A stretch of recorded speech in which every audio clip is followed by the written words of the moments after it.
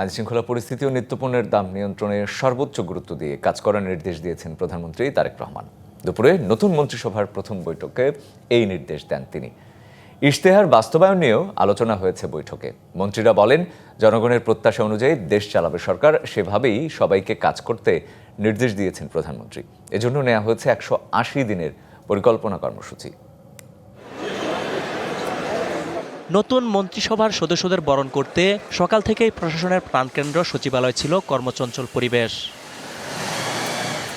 দুপুরে নিজ কার্যালয়ে যান প্রধানমন্ত্রী তারেক রহমান। তাকে উষ্ণ অভ্যর্থনা জানান কর্মকর্তারা। পরে যোগ দেন নতুন মন্ত্রিসভার প্রথম বৈঠকে। মন্ত্রী প্রতিমন্ত্রীদের দেন কাজের নানা নির্দেশনা।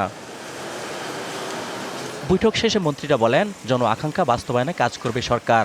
এজন্য নেওয়া হয়েছে 180 দিনের কর্মসূচি। সরকারের পক্ষ থেকে আমাদের এই মুহূর্তে অগ্রাধিকার হচ্ছে রমজান উপলক্ষে দ্রব্যমূল্যের মূল্যকে নিয়ন্ত্রণে রাখা। গভর্নমেন্টের ফার্স্ট 100 ডেজে কি প্রায়োরিটি আছে সেটা নির্ধারণ করতে হবে। আমরা এবার 180 ডেজের একটা প্রায়োরিটি নির্ধারণ করেছি। তারা বলেন, আইন শৃঙ্খলা ও নিত্যপণ্যের দাম নিয়ন্ত্রণে সর্বোচ্চ গুরুত্ব দিতে বলেছেন প্রধানমন্ত্রী। প্রধানমন্ত্রী আমাদেরকে মনে করিয়ে দিয়েছেন যে জনগণ আমাদের কাছ থেকে যে সুশাসন এবং জবাবদিহিতা চায়, সেক্ষেত্রে আমরা স্ব মন্ত্রণালয়ের যারা দায়িত্বে আছি তারা যেন যে কোনো ধরনের প্রভাব এবং স্বজনপ্রীতি ঊর্ধ্বে থেকে কাজ। জনগণের যে ম্যান্ডেট আমরা পেয়েছি, বাংলাদেশের জনগণের জন্য আমরা কিভাবে প্রত্যেকটা মন্ত্রণালয় কাজ করবে সুন্দরভাবে, সেটাই মূল ওনার বক্তব্য। মন্ত্রী প্রতিমন্ত্রীরা বলেন, প্রতিটি মন্ত্রণালয়কে দুর্নীতির ঊর্ধ্বে রাখতে চান সরকার প্রধান। সে অনুযায়ী কাজ করতে নির্দেশ দিয়েছেন প্রধানমন্ত্রী। রূপচাঁদা ফর্টিফাইড সয়াবিন তেল মানেই স্বাস্থ্যকর প্রতিটি পদ। অজিত সরকার, ডিবিসি নিউজ, ঢাকা। আরো জানাতে সচিবালয় থেকে সরাসরি আমাদের সাথে সহকর্মী শাইমন যুক্ত হচ্ছেন। শাইমন, 180 দিনের পরিকল্পনা, সেটি একদম সংক্ষেপে যদি শুনতে চাই যে সেটি আসলে কি, এবং প্রথম দিন থেকেই জনজীবনে আসলে এইসব পরিকল্পনার কোনো প্রভাব পড়বে কিনা? আজকে মূলত দুইটি বৈঠক করেছেন প্রধানমন্ত্রী তারেক রহমান। সেটি হচ্ছে যে প্রথম ক্যাবিনেট বৈঠক, যেটি মন্ত্রিপরিষদের সদস্যদের নিয়ে করেছেন।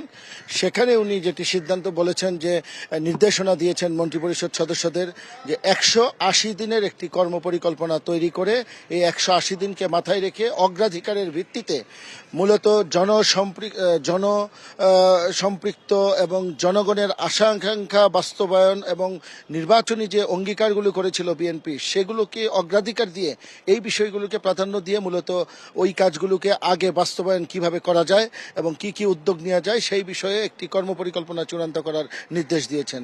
আরেকটি বিষয় বলেছেন, যেটি সচিবদের বৈঠকে, সেটি বলেছে যে প্রত্যেকটি মন্ত্রণালয়কে উনি দুর্নীতির থেকে দূরে থাকতে বলেছেন এবং দুর্নীতির ঊর্ধ্বে প্রতিটি মন্ত্রণালয়কে গিয়ে কাজ করতে বলেছেন জনকল্যাণে।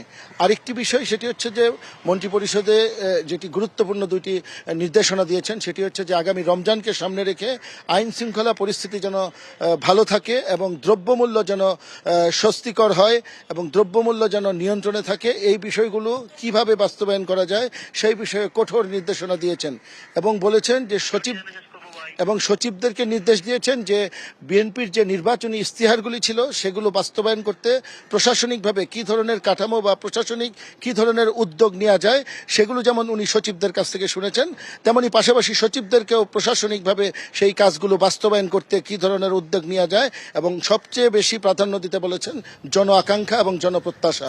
এই দুইটি বিষয়গুলোকে সামনে রেখে উনি নির্দেশনা দিয়েছেন। একদম পরিষ্কার। ইমন, আপনাকে ধন্যবাদ।